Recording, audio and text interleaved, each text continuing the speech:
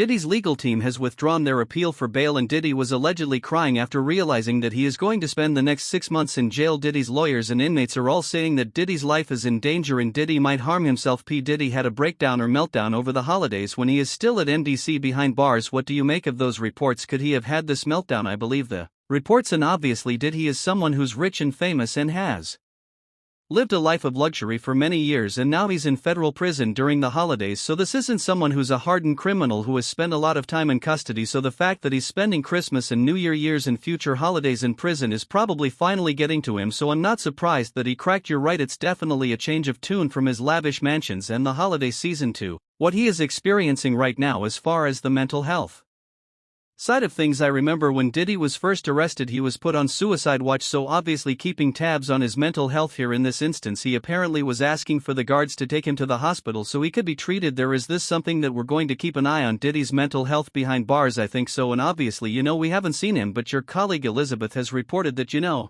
he looks like he's lost some weight and he has some more gray and white hairs. I think it's taken a toll on him, and I think that he expected for some reason that he would be out on bond, and obviously that hasn't happened. There were 3 different bail applications that were denied by 3 different judges, and ultimately they withdrew their appeal. So now that it's hitting him that Diddy is going to be in custody at least until May 2025, I think he's just having a tough time coming to terms with it, because like you said, here's someone that multiple private jets, homes in New York, Miami, Los Angeles, and all of a sudden his only home is his prison cell, and he's not getting the Christmas dinner with his family that he had. And we all saw the video of him having to spend his birthday in prison as well. If Diddy ends up losing his case, he is going to jail for life, and that's if Diddy manages to survive that long. Diddy knows that he's not going to last behind bars, and even right now he has lost a considerable amount of weight in just a few months. During a recent bail hearing, witnesses talked about Diddy has great hairs now and his family has stopped showing up to support him. Was interesting too, because this time around Diddy was brought in first. He was brought in about a couple minutes after 2 p.m. today, and we were all kind of waiting to see. We had heard mumblings that his mom might be in courtroom, that we were waiting for the children, but then nothing happened. But then in another twist and turn, the children do walk in, but this time it was a lot smaller bunch than it was the last time. So last time you're having all of Diddy's children except with the exception of Love, who was just a 2-year-old child, so she wasn't at court, but you had all of Diddy's children there except Love. But this time around you just had Justin Combs and Christian Combs, meaning that there was no Quincy there today. Delilah and Jesse weren't there. Chance wasn't there, and the caretakers of his younger children who aren't of age just yet, they were not present inside the courtroom as well today. But his mom also wasn't in court today, so when Diddy came inside, it was still that standard issued MDC jumpsuit he's wearing, khaki, from that video of, I think that was obtained by Daily Mail back in September, of Diddy playing hacky sack in Central Park, to now he appeared just astonishingly thinner, which you can expect to be inside a federal detention center for a couple months now. A lot different from the luxury lifestyle that he was living before, but he appeared very noticeably thinner, and maybe being locked up in detention is starting to wear on him. Just a few weeks ago, Judge Ein Subban denied Diddy's request for bail for a 3rd time, noting that Diddy was harassing other inmates and using their phone privileges to contact witnesses, with these new allegations proving that Diddy is a threat to the victims. There is no way that Diddy is coming out now. In his ruling, Judge Aaron wrote that the court finds that the government has presented clear and convincing evidence that no condition or combination of conditions can reasonably assure the safety of the community at large, according to a report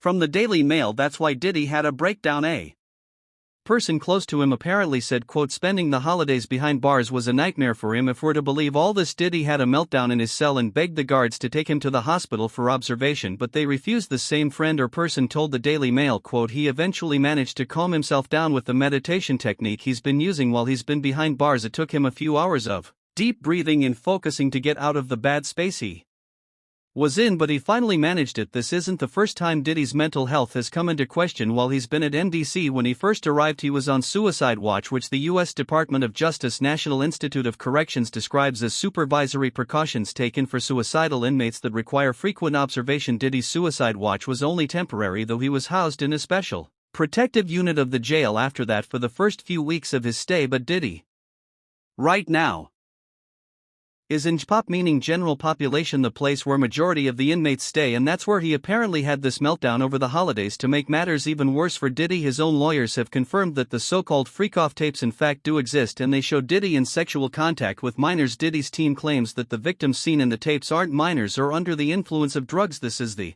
exact opposite of what a dozen other witnesses are saying, including The people that provided the tapes to the FBI having reviewed these videos, it is now abundantly clear that they confirm Mr. Combs' innocence and that their full exculpatory value cannot be investigated and used unless they are electronically produced. The 9 videos at issue are the so-called freak-off tapes with victim 1 that the government has repeatedly referenced, causing wild speculation in the media contrary to what the government has led this court and the public to believe. The so-called freak offs were private sexual activity between fully consenting adults in a long-term relationship. Like many Americans in the privacy of their own bedrooms, they sometimes filmed their sexual activity. These videos unambiguously show that the person alleged in the indictment to be victim 1 not only consented but thoroughly enjoyed herself, and we believe, by the way, victim 1 to be Cassandra Ventura. This is Diddy's ex, who first filed that needy sexual assault lawsuit against Combs back in 2023. She was in that infamous surveillance footage that was published by CNN of an incident that happened in a hotel hallway where Combs is beating Ventura just while wearing a towel. It's very disturbing video. He argues the videos don't show any orgies or celebrities or violence or coercion or threats or manipulation or evidence of anyone being under the influence of drugs, that this is not sex trafficking. Quote, the premise that freak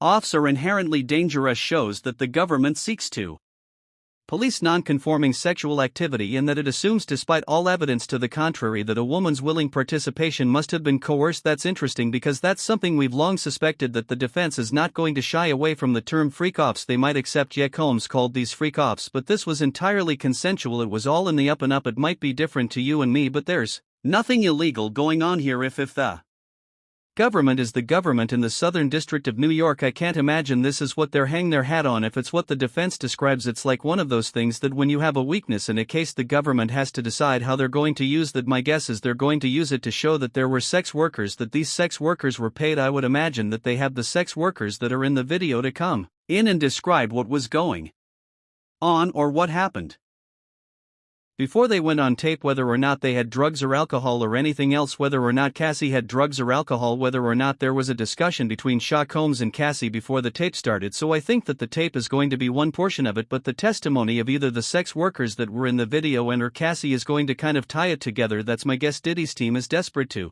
get Diddy out of jail and even offered $50 million as collateral for Diddy's bail. The proposed bail package allegedly included Diddy's $48 million Miami mansion and round-the-clock monitoring by security personnel, restrictions on internet and phone access limited to legal consultations, and visits limited to a pre-approved list of family members. Additionally, Diddy and his family would surrender their passports. Why is that not a fair outcome? What he did here is on a magnitude of unlike anybody else you could imagine. A week after these public searches were televised, he gave us his passport. His children gave us his passport. He then paid off the mortgage entirely on his Miami home, $18 million. It's instructed that he's going to have a bail package ready so that if he was arrested,